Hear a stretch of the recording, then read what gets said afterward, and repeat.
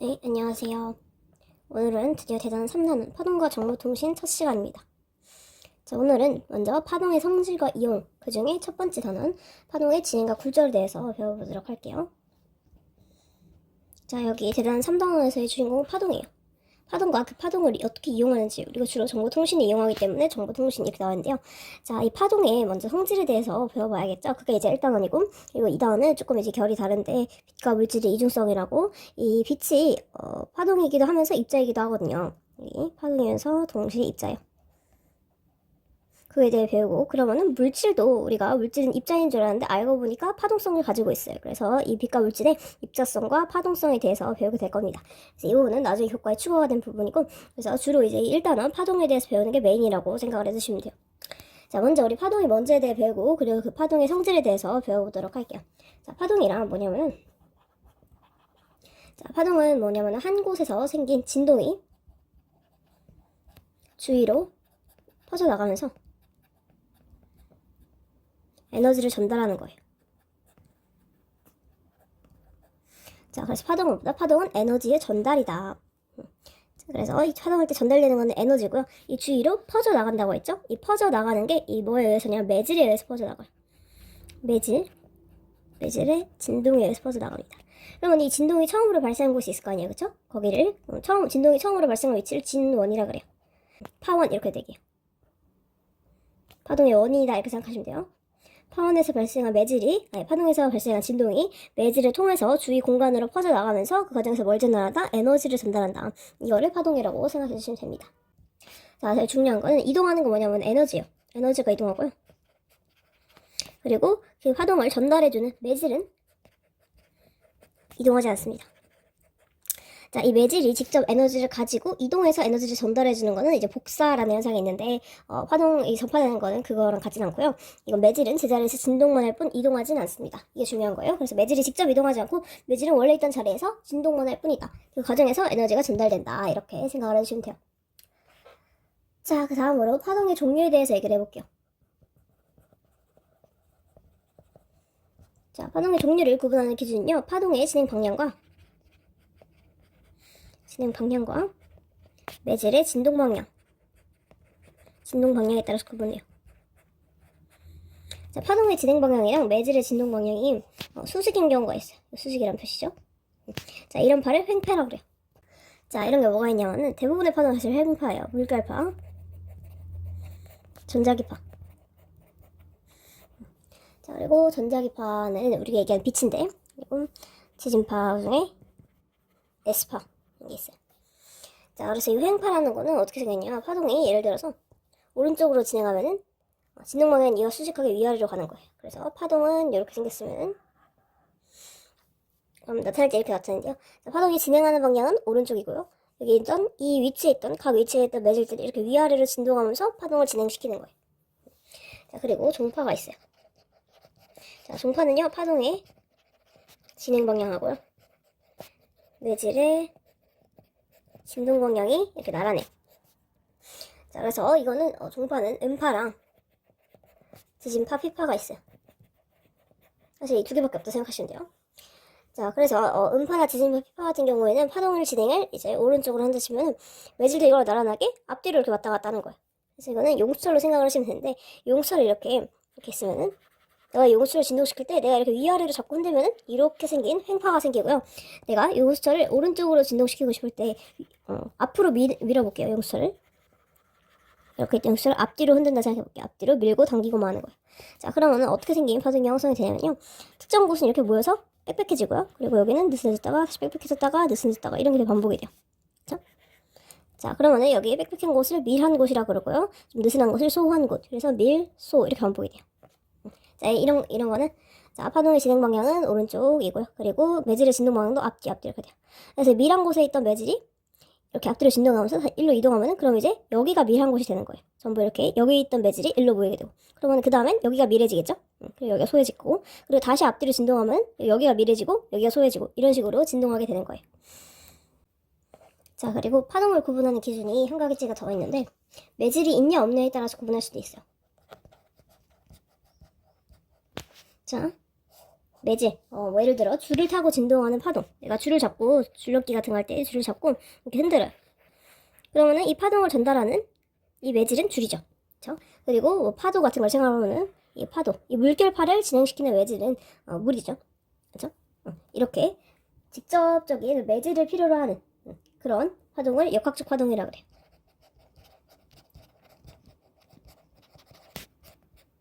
매질이 있습니다.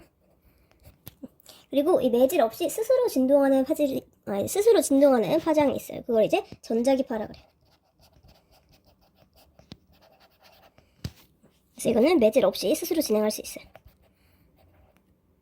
그래서 여기 차이가 있다. 그래서 이 각적 파동은 물리적인 매질 내에서 진동에 의해서 전달되고요. 이 전자기 파동은 얘가 스스로 진동하면서 퍼져나가기 때문에 얘는 조금 다르다.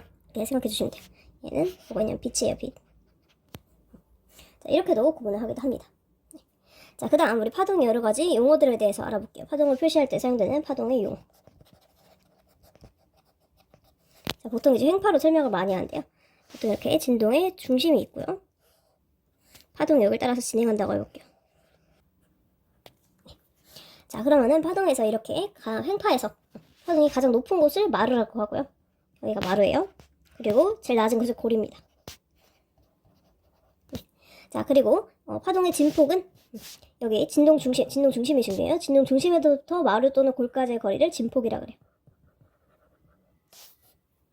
자, 그리고 이웃한 마루부터 마루까지, 이웃한 골부터 골까지 이렇게 동일한 위상, 이렇게 마루 또는 골 같은 파동에서 각 매질이 움직이는 상태, 각 매질이 지금 마루에 있거나 골에 있거나 이런 상태를 위상이라고 그러거든요. 파동의 상태. 자, 마루부터 마루까지 같은 위상이 한번 반복된 이 부분을 파장이라 그래요. 그리고 골부터 골까지를 이만큼을 파장이라고 합니다. 자, 그리고 조금 다른 정의들 주기. 자, 주기라는 거는 매질의 한 점이 1회 진동하는데 걸리는 시간. 지금 횡파니까 매질은 제자리에서 위아래로 진동할 뿐 절대로 움직이진 않아요. 직접 이동하진 않아요. 자, 그럼 파동이 이제 일로 진행을 해요. 그러면은 이 다음 순간에 파동은 이렇게 가야겠죠? 이만큼 가야겠다 해볼게요. 그쵸? 자, 그런데 매질 위치는 여기죠, 그쵸? 여기 중심에 있다가 내려왔다가. 자, 그 다음에 이렇게 한 칸 더 가볼게요. 이 파동이 한 칸 더 진행할수록 이제 일로 오겠죠? 자, 그러면은 이 매질이 어떻게 돼요? 다시 원래 위치로 이렇게 올라와요. 그쵸? 자, 아직 안 끝났어요. 자, 그 다음에 파동이 또 여기서 한 칸 더 가볼게요. 일로 왔죠? 이렇게 돼요. 자, 그러면은 다시 마루로 올라왔어요. 이렇게 올라오고. 그죠? 자, 근데 원래 위치는 여기로 돌아와야 돼요. 그러면은 이거 한 칸 더 가야 되겠죠? 그러면은 여기 있다가 한 칸 더 왔으니까 일로 오겠죠. 그래서 마지막에 다시 파동이 원래랑 지금 딱 똑같이 겹쳤죠? 자, 그래서 이 매질도 다시 원래 상태 여기로 돌아오게 돼요. 자, 이렇게 이 점에 있던 매질이 처음에 내려갔다가 올라왔다가 한 칸 더 올라갔다가 다시 내려와서 원래 상태로 돌아오는, 이거를 이제 한 번 진동했다 이렇게 얘기를 하고요.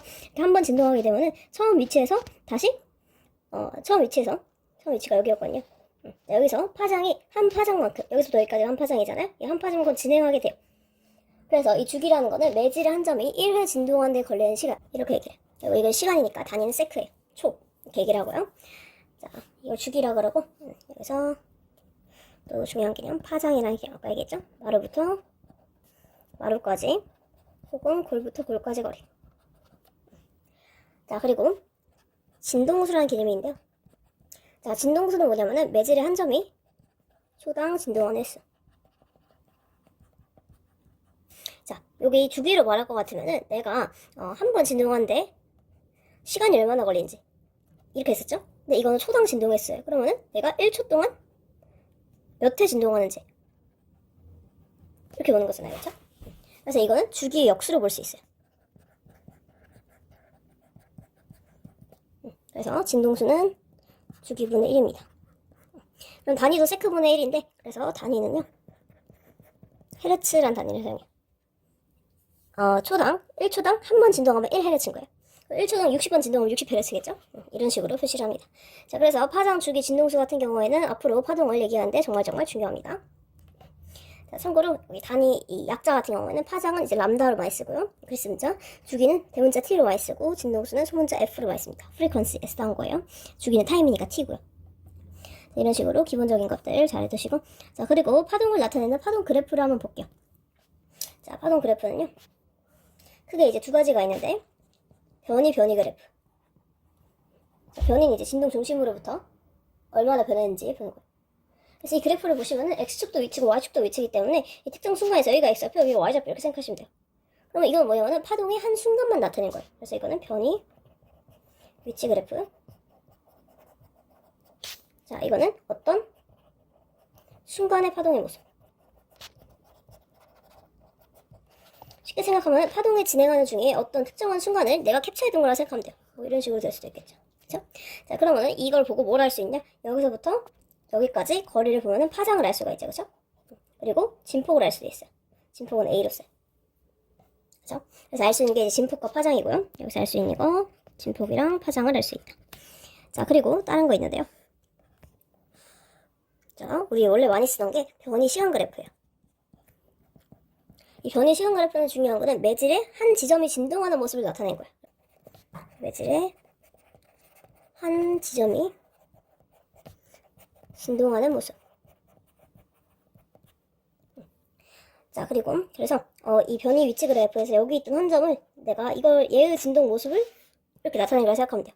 얘 같은 경우에는 처음에는 이렇게 있다가 원점에 있다가 파동이 이제 오른쪽으로 진행하면은 그럼 다음 순간 파동이 이렇게 되죠, 그렇죠? 그럼 나는 밑으로 내려와요. 그래서 이 다음 순간 시간이 조금 지나면 밑으로 내려오고 그러다가 골까지 내려왔다가 그러다가 다시 이렇게 되면은 원래 위치로 돌아오겠죠?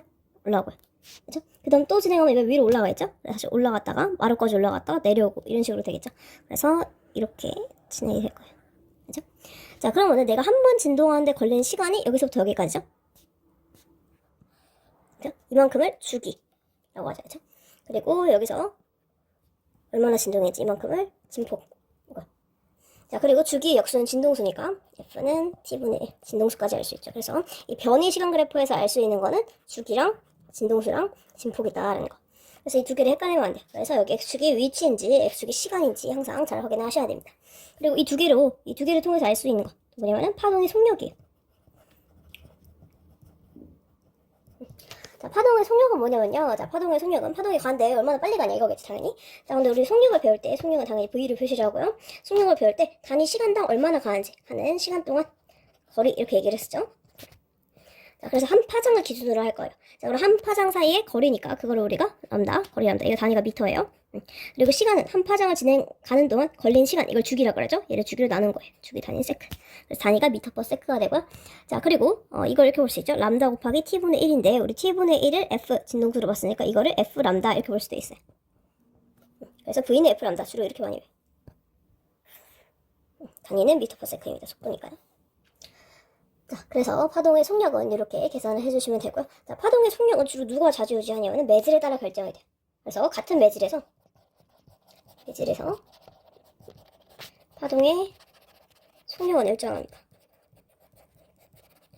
자, 왜냐? 파동을 전달해주는 건 결국 매질이에요. 그래서 어떤 매질을 사용하느냐에 따라서 파동의 속력이 달라지는 거예요. 아시겠죠? 그래서 예를 들면은 소리 같은 경우에는요. 자, 소리 같은 경우에는 우리 종파죠, 그렇죠? 자, 이건 어디 있을 빠르냐면은 소리 같은 경우에는 얘네가 이제 진동하면서 매질들이 진동하면서 앞뒤로 진동하면서 전달해주기 때문에 매질 사이의 거리가 가까울수록 이게 진동이 빨라요. 그래서 고체에서 제일 진행 속도가 빠르고요. 그 다음에 액체, 기체에서 제일 느립니다. 자, 그리고 어떤 게 있냐면은 물결파 같은 경우는요. 자, 물결파 같은 경우는 물 깊이가 깊을수록 빨라요. 그래서 왜냐면은 물결파가 이렇게 진행을 하려면은 이렇게 바닥면에 이 마찰 때문에 방해가 되거든요, 진행하는데. 그래서 이 바닥면이 훨씬 더 밑에 있을수록, 즉 바닥면과의 마찰이 적을수록 더 빨라요. 그래서 수심이 깊을수록 속도가 빨라져요. 자, 그리고 뭐 물 온도도 영향이 있겠죠. 자, 그리고 줄에 생긴 파동 같은 경우는요. 자, 이거는 줄이 가늘수록 팽팽할수록 빠릅니다. 자, 그래서 우리 바이올린이나 뭐 이런 현악기 같은 경우에는요, 줄을 중간에 잡아가지고, 예를 들어 현악기 같은 경우에 줄이 있잖아요, 그쵸? 얘를 중간에 잡아가지고, 얘를 이제 줄 여기서 커트하는 효과를 내는 거야. 그럼 줄이 짧아지니까. 그러면은 나오는 진동수가 다르고요. 그리고 얘를 이제 튜닝을 할 때, 얘를 더 쪼이죠? 줄을 더 쪼여서 팽팽하게 할수록 속도가 달라지고, 그리고 기타 같은 경우에는 얘네마다 줄 굵기가 달라요. 그래서 그거 가지고도 속도를 조절해 줄 수가 있는 거예요. 자, 그리고 또 어떤 게 있을까요? 마지막으로 이제 빛을 해볼게요. 자, 빛 같은 경우는 매질 없이 스스로 전파될 수 있기 때문에 뭔가 이제 공기 중 혹은 진행하는 것 중에 뭔가 걸리적거리는 게 많을수록 더 느려지는 거예요. 그래서 빛은 진공에서 제일 빨라요. 걸리적거리는 게 없을 때 제일 빨라요. 왜냐면 얘는 매질 없이 스스로도 진행할 수 있어요. 진공에서 제일 빠르고요. 그 다음에 이제 기체겠죠? 기체, 그 다음에 액체, 그 다음에 고체, 이 순서예요. 네. 자, 그래서 이랬고요. 그러면은 같은 매질에서 파동의 속력이 일정한데요. 자, 파동의 속력 같은 경우에는 V는 F 람다니까요. V가 일정하면은 이 진동수와 파장이 반비례하겠죠. 자, 그 다음에 우리가 이제 파동이 갖는 성질들에 대해 보도록 할게요. 제일 먼저 볼 게 이제 파동의 굴절이에요. 자, 이 파동이 갖는 성질은 이제 다양하게 있는데 뭐가 있냐면 이제 직진하고요, 일단. 그죠? 그리고 직진하다 휘어지기도 해요. 그걸 이제 회절이라고 그러고요. 굴절되기도 하죠. 굴절. 회절이랑 굴절은 달라요. 회절은 장애물을 만났을 때 뒤로 돌아가는 현상이고요. 굴절은 매질이 달라졌을 때, 속도가 바뀌었을 때 꺾이는 현상을 굴절이라고 그래요. 그리고 또 뭐 반사도 일어나고요. 그리고 간섭 등등이 있어요. 이런 것도 이제 파동이 가진 성질인데, 자, 우리 먼저 굴절에 대해서 얘기를 해볼게요. 자, 굴절이란 뭐냐면요. 파동이 한 매질에서 다른 매질로 이동할 때, 이동보단 진행이라 할게요. 파동 그냥 가는 거 없으니까 진행할 때 진행 방향이 바뀌는 현상. 자, 다시 얘기하자면 파동의 속력은 이제 이 매질에 따라서 달라지거든요. 그러면은 한 매질에서 다른 매질로 진행하면은 파동의 속력이 변하겠죠. 그래서 이 속력이 변하기 때문에 진행 방향이 달라져요. 자, 그러면은 이제 이런 경우를 보도록 할게요. 내가 파동이 매질 1에서 매질 2로 진행을 하는데요. 자, 이렇게 직각으로 이 접하면에 대해서, 접하면이 아니라 이 경계면에 대해서 직각으로 들어가게 되면요. 그러면 이제 속도가 바뀌어도 방향 안 바뀌죠. 그냥 그대로 가죠. 그렇죠? 느려질 뿐. 1보다 2에서 속도가 더 느리다고 해볼게요. 자, 그러면은 V1이 더 크고 V2가 더 느려요. 자, 그러면은 만약에 여기서 느려지더라도 직각으로 들어간 변화가 일어나지 않는데 이렇게 비스듬하게 들어가는 경우 볼게요. 자, 이렇게 비스듬하게 들어가는데요. 자, 그러면은 비스듬하게 들어가면은, 자, 여기 있는 빛이랑 여기 있는 빛이랑 도달하는 거기서 시간차가 생기겠죠. 그렇죠? 예를 들어 여기서 이렇게 제가 수직으로 얘들끼리 지금 같은 동시간대에 도착하는 거예요. 얘랑 얘랑 동시간대에 도착하고요. 얘랑 얘랑 같은 시간에 도착하고, 얘랑 얘랑 같은 시간에 도착하고, 그리고 얘랑 얘랑 같은 시간에 도착하겠죠. 그렇죠? 그럼 얘가 먼저, 이쪽에 있는 빛이 먼저 매질 2로 들어가겠죠. 근데 매질 2에서는 진행 속도가 훨씬 느려져요. 그래서 같은 시간에 이 간격보다 훨씬 못 가요. 그래서 이만큼밖에 못 간다 해볼게요. 이만큼밖에 못 가요. 근데 얘는 대신 이만큼 가겠죠. 그렇죠? 여기서 차이가 생기는 거예요. 얘는 먼저 도착했는데 여기서 느려지니까 이쪽이 조금밖에 못 간 동안 이 친구는 많이 가는 거죠. 그렇죠?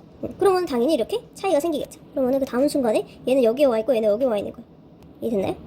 이렇게 된 거예요. 그렇죠? 자, 그 다음부터는 이제 둘 다 매질 2로 들어왔으니까 둘 다 같은 속력으로 갈 텐데요. 자, 이제 얘네가 아까보다 훨씬 늘어졌어요. 그래서 이제 이렇게 근데 그 다음부터는 조금밖에 못 가는 거예요. 조금밖에. 속력이 느려진 겁니다. 자, 반대로 속력이 빨라지는 경우 한번 보도록 할게요. 이게 매질 1이고 이게 매질 2인데 V1보다 V2가 훨씬 크다고 해볼게요. 자, 그러면은 여기서 비스듬하게 갔을 때, 자, V1에서는 이렇게 여기 얘네가 지금 같은 순간 같은 위치에 있고요. 그 다음 요만큼, 초당 요만큼밖에 못 건너 해볼게요. 여기서 속력이 느리니까 이렇게 오고 이렇게 오고 그 다음에 이렇게. 자, 그럼 이 순간부터 이쪽 왼쪽에 있는 친구가 먼저 매질 2에 도달할 거고, 그 다음에 있는 이제 오른쪽에 있는 친구는 나중에 매질 2에 도달할 텐데, 자, 오른쪽에 있는 친구가 이만큼 오는 동안 여기에 있는 친구는 훨씬 많이 가겠죠. 그렇죠? 그러면은 많이 갔다는 건 어떻게 한 거예요? 초당 더 많이 갔으니까 얘는 이만큼 와 있겠죠. 그렇죠? 이 친구는 더 빨랐으니까 더 많이 온 거예요. 그럼 이제 얘네들이 길이 차이가 생겼으니까 이렇게 휘게 되는 거예요. 이해됐나요? 그럼 그 다음 순간부터 이제 같은 그걸로 가도 이렇게 같이 가더라도 이만큼 이렇게 가게 되는 거죠. 이해됐나요? 그래서 이렇게 휘게 되는 거예요. 자, 그럼 이제 진행 방향을 아시겠죠? 내가 가다가 더 느려지는 쪽으로 진행하다가 속도가 더 느려지는 쪽으로 이렇게 꺾이게 되는 거예요. 이해됐나요? 원래대로라면 안 바뀌었으면, 진행 방향 안 바뀌었으면, 아니 매질이 안 바뀌었으면 그냥 직진 이렇게 했어야 되겠죠? 자, 속도가 더 느린 쪽으로 이렇게 꺾이게 되는 거예요. 자, 이것도 볼게요. 내가 원래 이렇게 진행하다가, 자, 원래대로라면 어떻게 돼요? 원래대로라면 그냥 그대로 가야 되죠. 그쵸? 근데 이쪽이 더 느리잖아요. 그쵸? 이쪽이 더 느리니까 이렇게 느린 쪽으로 이렇게 꺾이게 되는 거예요. 자, 이렇게 생각하시면은 진행 방향을 결정하는데 어렵지 않으실 겁니다. 자, 그래서 이제 여기서 의도되는 게 파동의 굴절식인데요. 자, 파동이 굴절할 때 제일 중요한 건 뭐냐면은 파동의 진동수가 변하지 않는다는 거야. 지금 파동이 진행할 때 굴절이 왜 일어나냐면은 진행할 때 매질이 달라서 파동의 진행 속도가 달라진다고 그랬죠? 자, 근데 속도는 뭐냐면 V는 F 람다인데요. 진동수 곱하기 파장이에요. 자, 근데 이 V가 달라지면요.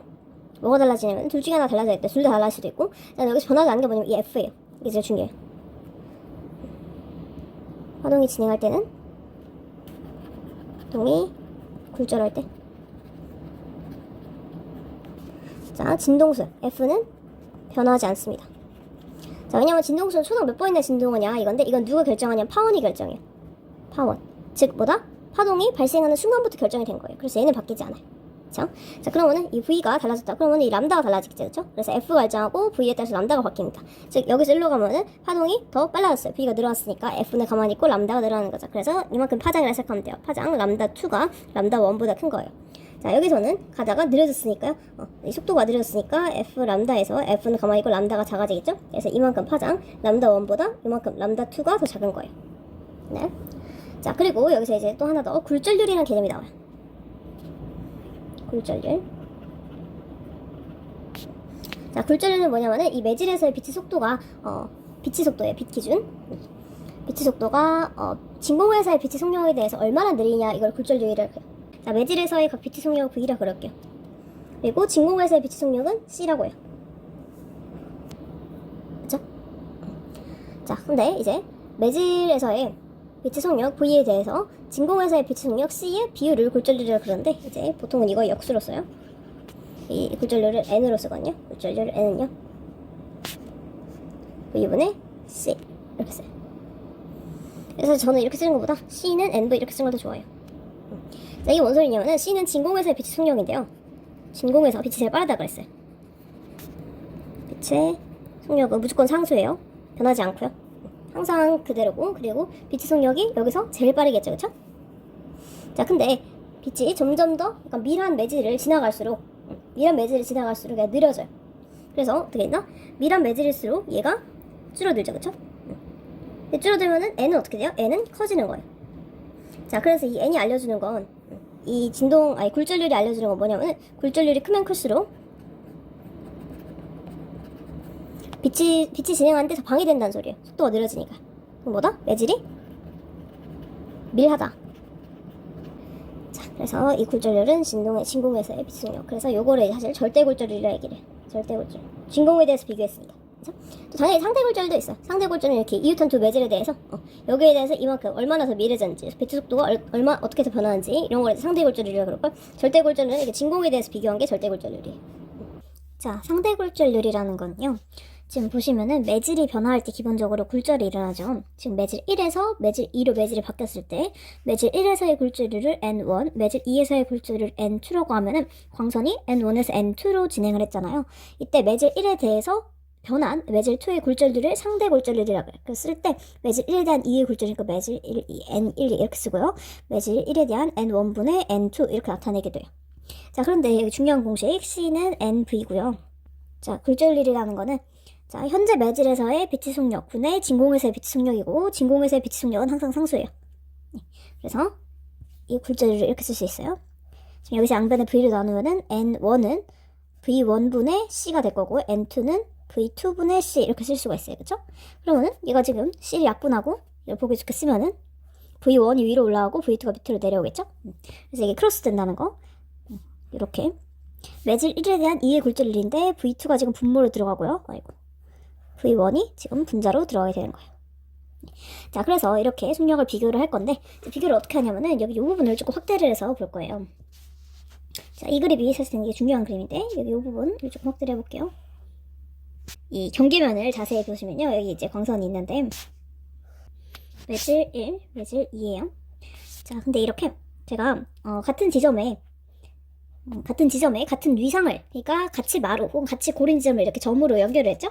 이렇게 연결한 거를 같은 시간에 같은 위상을 가지는 그런 점들을 다 연결한 걸 이걸 파면이라 그래요. 그래서 이걸 물결파의 파면이라 그러고요.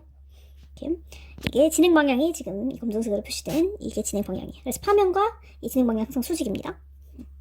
그래서 자, 여기서 지금 도착하는 순간이 다르죠. 자, 지금 왼쪽에 있는 이쪽 화면이 먼저 이 경계면에 도착을 했기 때문에 이 속도가 느려져요. 그래서 다음 순간에는 얘는 살짝 진행한 이런 상태가 되죠. 그래서 여기서의 속도 차이가 굴절의 원인이라고 했어요. 그래서 다음 순간에 얘는 이만큼 오지만 이 친구는 조금밖에 못 오기 때문에 이렇게 굴절이 일어나는 거예요. 자, 그럼 이제 자세히 볼게요. 자, 여기서 이제 얘가 입사될 때 입사각과 굴절각이라는 걸 조금 볼게요. 자, 입사각과 굴절각은 항상 잴 때 기준이 뭐냐면은 이 법선이에요. 법선을 기준으로 줍니다. 자, 법선이라는 건 항상 이 경계면에 대해서 수직인 선이 법선이에요. 그래서 이 법선을 기준으로 잰 게 입사각과 굴절각인데요. 자, 입사각은 여기서 뭐냐면은 이 법선과 들어가는 이 광선과의 이루는 각, 요 각을 이제 입사각 I라고 해요. 자, 그리고 당연히 굴절각은 굴절된 광선과 이 법선과의 각, 이거를 R이라고 해요. 그렇죠? 자, 근데 이거를 여기가 이렇게 수직이고 이렇게 수직이니까요. 이 I라는 각은 요것과 같겠죠? 그래서 보통 이제 물결파에서는 파면을 많이 주거든요. 파면 이런 진행 방향을 준 대신에 파면을 많이 줘요. 근데 이제 파면과 이렇게 경계면이 있으면요. 이제 원칙적으로 입사가 굴절각이 될 때는 법선과 진행 방향을 기준으로 재는 게 맞는데 이렇게 파면과 경계면을 줄 경우에는 이 파면과 경계면을 이루는 이 각이 I, 즉 입사각이 되고요. 그리고 요 각이 R이 되겠죠. 이해되나요? 자, 그러면은 자, 얘네가 지금 공유하는 이 경계면에서 공유하는 요 편이 얘가 지금 공통으로 가지고 있는 편이죠. 그렇죠? 자, 그러면은 요 길이와 이쪽 들어갈 때 자, 매질 1에서 진행한 이 부분 길이와 자, 그리고 매질 2에서 진행한 이 부분 길이를 비교를 하면은 속력을 비교할 수가 있겠죠. 자, 왜냐면은 매질 1에서는 파동의 진행 속도가 더 크니까 지금 이 다음 시점 이 각 지점 사이에 시간을 치러가면 이 부분의 길이는 V1t가 될 거고요. 이 부분의 길이는 V2t가 될 거예요. 자, 그러면 이 길이끼리 비교하면은 V1 지금 t가 같으니까 V1에 비해서 V2가 얼마나 늘어졌는지 알 수가 있어요. 자, 그럼 여기서 V1t는요. 자, 지금 이 공통인 요 길이를 색깔을 조금 다르게 다양하게 써볼게요. 자, 지금 이 공통으로 가지는 이 변을요. 이 변의 길이를 L이라고 할게요. 그쵸? 그러면은 V1t는 L 곱하기 이 직각삼각형의 높이니까 sin I가 되고요. 그쵸? 그리고 V2t는요. L 곱하기 자, 이 직각삼각형에서 높이니까요. sin R이 되겠죠? 자, 그러면은 내가 여기서 지금 상대 골절을 구할 건데 이게 뭐다? 이게 V2분의 VI예요. 아니, V2분의 V1이에요. 자, 그러면은 자, V2는 뭐다? 이거를 지금 양변을 t로 나누면 되겠죠? t. 자, 그래서 V1은 뭐랑 비례하냐면은 이 입사각의 사인값과 비례하고요. 그리고 V2는 뭐에 비례한다? 이 굴절각의 사인값에 비례하는 거예요. 자, 그럼 여기 공통 부분 다 털어주고 나면은 결국에는 뭐랑 같아요? sin R분의 sin I가 같죠. 이렇게 비교를 할 수가 있어요. 그래서 이게 스넬 법칙이에요. 스넬 법칙을 한마디로 이렇게 써보면, 정리를 해보면, 결국에는 이 입사각과 굴절각의 사인값 비, sin R분의 sin I가 얘들의 각각 매질에서 속도 비랑 같고요. V1, V2. 이거는 각각의 매질들의 굴절률 비랑 이렇게 반비례해요. 여기서 이제 바뀌는 거에 주의를 하셔야 돼요. 크로스. 그럼 이거를 매질 1에 대한 매질 2의 상대 굴절률이라고 하는 거예요. 1에 대한 2의 상대 굴절률. 이게 스넬 법칙입니다. 그래서 이걸 이용하시면 여러 가지 매질에서의 이거 굴절률을 비교를 해보실 수가 있어요. 자, 보통 이제 진공에 대한 빛의 굴절률 절대 굴절률이라 그러는데 이 절대 굴절률은 아까 얘기했지만 빛의 속도가 얼마나 느려지냐, 진공에 비해서 얼마나 느려지냐이기 때문에 이 절대 굴절률 같은 경우엔 진공에서 무조건 1이에요. 진공에서 1이고요. 그리고 공기에서는 그거보다 살짝 커요. 공기는 1.0003 이렇게 조금 크고요. 자, 물에서는 조금 더 미래했죠. 액체가 됐잖아요. 그거보다 조금 더 크게 돼요. 1.33. 자, 그 다음 고체에서는 액체보다 더 미래지니까 이제 더 굴절률이 커지겠죠. 유리 같은 경우에는 이제 유리 종류마다 다른데 1.5에서 1.9 정도 되고요. 이제 제일 위란 매질은 다이아몬드. 여기서는 물의 굴절률이 2.42. 2배가 넘어요. 이거는 이제 뭐다? 절대 굴절률. 그리고 이렇게 매질끼리 붙여놓고 어떻게 변하는지 알고 싶으면은 뭐다? 상대 굴절률. 이 스넬 법칙을 이용한 상대 굴절률을 보시면 돼요. 자, 그래서 이렇게 매질을 바꿔주는 게 속도를 바꿔주는 역할을 하는데요. 이제 많이 나오는 게 이제 물결파 굴절 실험이 있어요. 자, 물결파 굴절 실험 한번 예시로 들어볼게요. 자, 이 물결파는요, 매질이 물이죠. 물을 타고 가는 거니까요. 그래서 이 물결파의 속도는 뭐에 의존하냐면은 이 바닥, 그 수심에 비례해요. 그래서 물의 깊이 H를 할게요. 수심이 깊은 곳에서는 속도가 커져요. 왜냐면 바닥에 마찰이 있잖아요. 그래서 바닥 영향이 덜하기 때문에 수심이 깊을수록 속도가 빨라지고요. 그리고 수심이 얕을수록 바닷가의 마찰이 심해가지고 속도가 줄어들어요.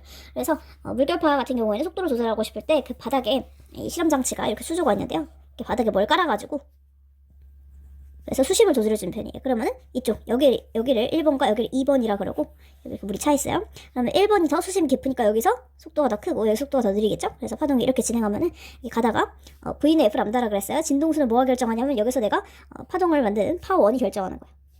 파워는 뭐 그런 기기 같은 걸로 톡톡 쳐주는 기계가 있는데요. 이 파워는 F가 결정하고요. 그럼 여기서 V1이 더 크기 때문에 여기서 파장이 더 길다가 여기서는 파장이 짧아지겠죠. 자, 그러면은 이제 앞으로 자주 보게 될 물결파 실험 장치에서 어떻게 진행이 되는지 볼게요. 물결파 실험 장치는요, 지금 제가 방금 그림 이 수소를요, 수소의 위에서 이렇게 빛을 쏴주는 거예요. 수소 위에서 빛을 쏴주고요. 밑에다 여기 스크린을 놔요. 흰 종이 같은 걸 놔요. 그러면은 여기 이렇게 물결파에서 여기 마루인 부분요 빛이 모여가지고 마루인 부분요 빛이 여기서 반사돼가지고 밝게 보이고 이 고린 부분은 어둡게 보이거든요. 그래서 이 부분이 이 파형이 그대로 종이에 투영이 돼요. 그래서 여기는 밝게 보여요. 마루인 부분이 이렇게 밝게 보여요. 그럼 여기는 파장이 기니까 마루부터 마루까지 파장이 커지고요.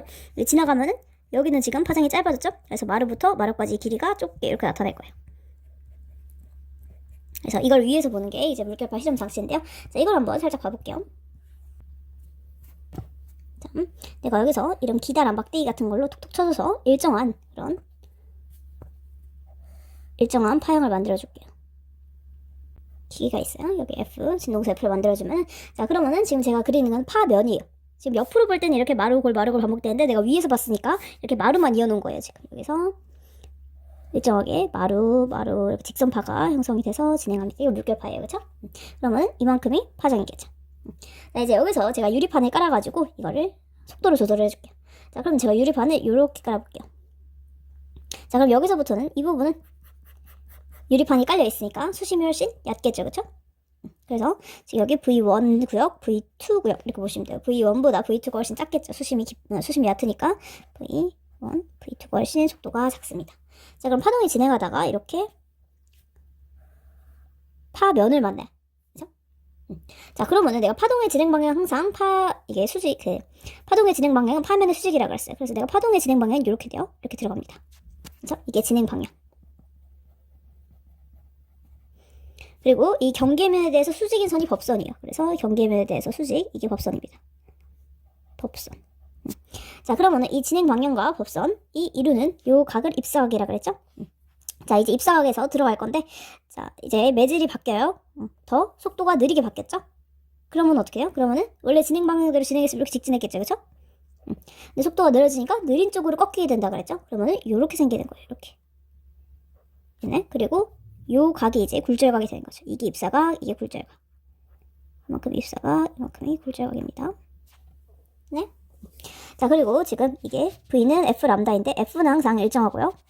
람다 1이 클 거고, 자, V2는 이제 이것도 F 람다인데 F가 일정하니까 람다 2는 훨씬 작겠죠, 그쵸? 그러면은 이 파면 사이의 간격이 좁아지는 거예요. 파장이 좁아지니까. 그래서 여기까지는 지금 이렇게 파장이 길었으면, 자, 이 들어가면서부터 여기서부터 생기는 이 파면 사이의 간격이 훨씬 좁은 거예요. 자, 그런데 이 파면은 항상 뭐다? 이 빨간색 진행 방향과 수직이어야 돼요. 그럼 이거 수직이면서 더 좁으려면은 간격이 어떻게 되겠어요? 얘가 이렇게 여기서 이렇게 되면은 이렇게 되겠죠. 뭔가 뒤에 조금 더 그리면은 이렇게 될 거예요. 얘랑 수직, 얘랑 수직. 자, 이렇게 진행이 되는 거예요. 이해 되셨나요? 그래서 실제로는 여기 뒤쪽에 뭔가 더 있으면은 뭔가 이런 식으로 더 있으면은 이렇게 이어지겠죠, 그쵸? 자, 아무튼 그래서 이 물결파 실험에서 보면은 실제로 이렇게 수심이 바뀌게 되면요, 이렇게 비스듬한 경계면을 따라서 파면이 이렇게 꺾이는 거를 보실 수가 있어요. 파면이 꺾이면서 요 파면 사이의 길이 L2 파장이 짧아지게 되는 거죠. 자, 이것뿐만이 아니라 이번에는 생활 속의 굴절 현상 보도록 할게요. 자, 먼저 이제 빛의 굴절과 소리의 굴절 크게 두 가지 볼 건데요. 일단 빛의 굴절은요, 뭐 이제 가장 흔하게는 뭐 물속에서 꺾여 보이는 현상, 이제 물속에다가 뭘 담궈두면 꺾여 보이잖아요, 그쵸? 그리고 뭐 조금 더 이거랑 비슷한 거는 이제 여름철에 수영하거나 이럴 때 수영장 안에 들어가면 다리가 짧아 보여요. 약간 그런 현상인데요. 어떤 거냐면은 내가 여기다가 뭐 다리든 연필이든 이걸 담가놔요. 물에 담가놨어요, 그쵸? 그럼 이제 내가 여기서 볼 건데요. 자, 이제 여기서 나오는 빛을 한번 봐볼게요. 자, 그러면은 속도는 이제 물이랑 공기 중에 어디서 더 빠르냐 보면요. 자, 빛의 속도는 물에서 당연히 더 느려요. 빛은 밀할수록 느리다 그랬어요. 빛은 진공에서 제일 빨라요. 그러면은 이 밖의 속도가 더 크고요. 안에서 속도는 느려요. 자, 그럼 이제 여기서 진행을 할 건데요. 자, 여기서 나온 빛 같은 경우에 나오다가 꺾여요. 그렇죠? 근데 이제 여기가 법선이에요. 경계면에 대해 수직이니까. 자, 지금 내가 빛의 속도가 느린 곳, 물에서 있다가 더 빠른 곳으로 갔잖아요. 그죠? 그럼 진행하다가 더 빛은 어디로 꺾여요? 느린 곳으로 꺾인다 그랬죠? 그래서 이렇게 꺾이게 돼요. 그러면은, 자, 그리고 밖에 있던 빛은요, 그냥 그대로 나와요. 맞죠? 자, 그러면은 나는 지금 실제로 어디 있는 것처럼 보여? 실제로 우리 눈 착각을 해. 우리 눈은 무조건 빛은 직진한다고 생각해가지고 무조건 여기 있던 빛은 여기서 나온 거라고 직진한다고 생각을 해요. 그래서 실제로는 연필의 길이가 더 긴데 우리 눈이 볼 때는 이만큼밖에 안 되는 걸로 착각을 하게 되는 거예요. 그래서 이제 물 안에 들어있는 물체 같은 경우는 훨씬 실제 길이보다 짧아 보인다, 이런 게 있을 수가 있고, 또 뭐 신기루라든가 그런 것도 이제 이걸 착각한 예시인데, 신기루는 사막에서 생길 수도 있고 남극에서 생길 수도 있어요. 자, 그래서 남극에서 생긴 신기루 한번 볼까요? 남극에서는 주로 빙산이나 바다에 떠있는 빙산 같은 것들을 이렇게 천장에서 보이고 이렇게 되는데요. 여기 빙산이 있어요. 이거 눈에 여기서 볼 건데요. 자, 빛의 속력 같은 경우에는 어떻다? 밀할수록 느리다 그랬어요. 그죠? 그러면은 이 공기의 밀도가 큰 곳에서 더 느릴 거예요. 그러면은 여기 남극이잖아요. 그쵸? 그럼 여기 해수면, 여기가 이제 바다예요. 해수면에 가까울수록 여기서 더 공기가 밀한 거예요. 왜냐면 여기 더 추우니까. 그래서 여기가 속도가 더 작고요. 그리고 여기서 해수면으로 좀 떨어질수록 속도가 더 클 거예요. 그쵸? 자, 그럼 이제 빙산에서 나오는 빛이 나오다가 어디를 꺾이냐면은 이쪽이 더 느리다 그랬어요. V2보다 V1이 더 느려요. 그럼 진행하다가 이렇게 위로 올라가지 못하고 이렇게 아래로 꺾이게 되는 거예요. 그쵸? 여기 속도가 느리니까. 구절은 항상 느린 곳으로 발목 잡히는 거라 그랬어요. 자, 그럼 우리 눈에 볼 때는 얘가 이제 직진해 있는 것처럼 여기 있는 것처럼 상상이 되는 거죠. 그래서 우리 눈이 보는 허상은 위에 있는 것처럼 보인다. 이게 신기루예요. 자, 반대로 사막 같은 데서는 지면이 훨씬 뜨겁잖아요. 그쵸? 자, 그래서 사막에서는 이게 반대로 일어나요. 사막인데 사막에 있는 지면. 사막에서는 막 오아시스가 보이는 것 같은 그런 신기루가 생기는데, 그건 이제 대부분 하늘에 있는 것들이 비쳐가지고 생기는 거거든요. 자, 하늘에 떠 있는 구름이 있어요. 근데 이제 지면에서 엄청 뜨겁기 때문에 여기서 빛의 속도가 훨씬 빨라요. 이제 뜨거우면은 공기들 사이에 간격이 멀어져가지고, 그래서 여기서 더 훨씬 더 소하고, 그리고 그보다 위쪽에 있는 이쪽이 훨씬 미랄 거예요. 그러니까 속도가 더 느려요. 지면의 속도가 더 빨라요. 그러면 구름에 있던 빛이 나오다가 어디로 가냐면은 이렇게 쭉 가야 되는데 이렇게 가지 못하고 느린 쪽으로 꺾인다 그랬어요. 그래서 느린 쪽으로 어떻게? 이렇게 꺾여요. 그렇죠? 제가 그려볼게요. 여기서 느려요. 이거는 밑에서 느리고요. 얘는 가다가 느린 쪽으로 꺾여서 이렇게 오게 돼요. 자, 그럼 우리는 어떻게 보게 된다? 이걸 연장해서 얘가 마치 지면에 있는 것처럼 보게 되는 거예요. 그래서 이걸 오아시스로 착각을 하게 되는 거죠. 그래서 이게 이제 신기루예요. 아즈랑이도 이제 비슷해요. 자, 이런 것들이 이제 굴절 현상이고, 이 굴절 현상을 이용한 거는 뭐가 있냐면 이제 렌즈가 있죠. 자, 렌즈 이제 블록 렌즈, 오목 렌즈도 이걸 이용한 거죠. 자, 블록 렌즈는 어떤 효과가 있냐? 빛을 모아주죠. 어떻게 모아줘요? 얘를 빛이 이렇게 진행하다가 유리에서 훨씬 굴절력이 크죠. 굴절력이 크다는 거는 느려진다, 꺾인다는 건데요. 자, 확대해서 한번 볼게요. 이거는 블록 렌즈. 자, 항상 이제 이 경계면이랑 수직으로 접선을 그려주고요. 이 접선이랑 수직으로 생긴 이게 법선이에요. 법선이에요. 자, 근데 이제 유리에서 굴절력이 크기 때문에 이 입사각보다 더 작게 굴절각이 생겨요. 이렇게 생겨요. 얘는 근데 원래 수직으로 그렸으니까 수직으로 가고요. 얘 같은 경우는 입사각보다 훨씬 작게 굴절각이 생겨요. 이렇게 붙어요. 그렇죠? 자, 그래도 나올 때 생각해볼게요. 나올 때는 이제 느린 곳에서 빠른 쪽으로 가는 거예요. 그러면은 자, 이게 지금 접화면이고, 접화면과 수직으로 법선이에요, 이게. 그렇죠? 자, 그러면은 지금 법선과 이루는 각이 이 각이 입사각이거든요. 자, 그러면은 지금 느린 곳에서 빠른 곳으로 나왔잖아요. 그죠? 느린 곳에서 빠른 곳으로 나오면 이제 느린 쪽으로 꺾이게 된다 그랬어요. 그래서 얘는 입사각보다 굴절각이 더 커지는 거예요. 그래서 이 각이 더 커져요. 이렇게. 그냥. 이해되셨나요? 들어갈 때부터 나올 때도 커져요. 이렇게 나오고요. 얘는 원래 수직으로 들어갔으니까 수직으로 들어가게 되면 이게 안 꺾여요. 그대로고요. 얘 같은 경우에는 이 입사각보다 얘랑 이런 굴절각이 더 커져요. 그래서 이렇게 돼요.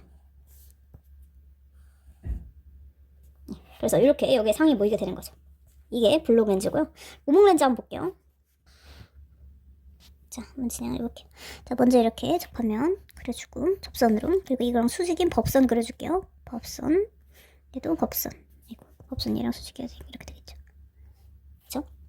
자, 그러면 지금 이 각이 입사각인데요. 자, 유리에서 느려요. 자, 느리니까 어떻게 돼요? 느린 쪽으로 꺾이죠. 그쵸? 그렇기 때문에 굴절각이 더 작아져요. 그래서 지금 들어오는 것보다 굴절각이 더 작아져요. 이렇게. 굴절각이 이만큼밖에 안 되죠. 그쵸? 얘는 수직으로 들어오니까 그냥 수직으로 가고요. 얘도 입사각이 건데 입사각보다 굴절각이 더 작아져요. 그러면은 이거보다 법선이 더 붙게 되는 거예요. 이렇게. 자, 이 광선과 법선 이루는 각이 입사각, 광선과 법선 이루는 각이 굴절각이 항상 각은 법선 기준으로 되는 거예요. 자, 나올 때 한번 볼게요. 나올 때 이렇게 하고, 얘랑 기준으로 법선 그거죠. 이거랑 수직인 이게 법선, 얘랑 수직인 이게 법선. 자, 볼게요. 자, 그럼 나오는 각도 보면요. 자, 지금 유리에서 공기로 나오죠. 그쵸? 그러면은 속도가 더 빨라지는 거예요. 속도가 더 빨라지면 항상 속도가 느린 쪽으로 꺾이려고 그래요. 그래서 이대로 안 가고 느린 쪽이면 어디? 1루죠? 1루 꺾이려고 해요. 유리 쪽으로. 그래서 굴절각 이 각이 더 커져요. 이렇게 커져요. 네? 그래서 얘는 수직이니까 그대로 나오고 이 각보다 굴절각이 더 커져요. 그럼 어떻게 돼요? 이거보다 굴절각이 더 커지려면 이렇게 더 커져야 되겠죠? 그래서 이렇게 돼요. 그래서 얘는 이렇게 오목 렌즈는 빛이 퍼지게 되는 거예요. 볼록 렌즈와 오목 렌즈의 차이 잘 아시겠죠? 이렇게 광선이 진행이 됩니다. 자, 그 다음 이제 소리의 굴절이에요. 소리의 굴절. 자, 소리의 굴절은요, 매질이 온도가 높을수록 속도가 빨라져요. 온도랑 속도랑 비교해요. 그래서 이제 이건 옛날 속담 생각하시면 쉬운데요. 옛날 속담 중에서 이제 낱말은 쥐가 아니 반대로 제 낱말은 새가 듣고요. 이제 하늘에 떠 있는 새가 듣고 대충 새예요. 반말은 쥐가 듣는다 뭐 이런 게 있죠. 반말은 쥐. 그래서 이제 낮에 볼게요. 자, 낮에는 해가 떠 있고요. 그리고 낮에는 지면이 이제 달궈져 있어요. 지면이 비율이 더 작아가지고 이게 달궈져 있어요. 그래서 여기서 온도가 더 높겠죠. 지면의 온도가 더 높고 위에서 온도가 낮아요. 이 말은 여기서 속도가 더 빠르고 속도가 더 느린 거예요. 자, 밤에는 반대로 땅이 차가워요. 그래서 지면에서 속도가 더 낮고요. 온도도 낮고 그리고 하늘 쪽에서 오히려 온도가 더 높고요. 속도가 더 빨라요. 자, 그럼 이제 소리가 진행을 하다가 내가 말한 소리가 가다가 실제로 연속적으로 변해. 그래서 이렇게 부드럽게 곡선으로 되는데 자, 그럼 속도가 느린 쪽으로 꺾인다 그랬어요. 그래서 원래 가던 대로 안 가고 속도가 느린 쪽 위쪽으로 이렇게 꺾이게 돼요. 그래서 낮에 말을 하면은 위로 퍼지게 되는 거예요. 자, 밤에 말하는 거 생각을 해볼게요. 밤에는 오히려 위쪽이 속도가 더 빠르죠, 그쵸? 그러면은 밤에는 내가 얘기를 하면은 이렇게 가다가 어떻게 돼요? 이쪽이 속도가 더 빠른데 항상 속도가 느린 쪽으로 진행한다 그랬죠? 가다가 항상 느린 쪽으로 꺾게 돼요. 그래서 이게 그대로 안 가고 이렇게 안 가고 느린 쪽으로 이렇게 아래쪽으로 꺾여요.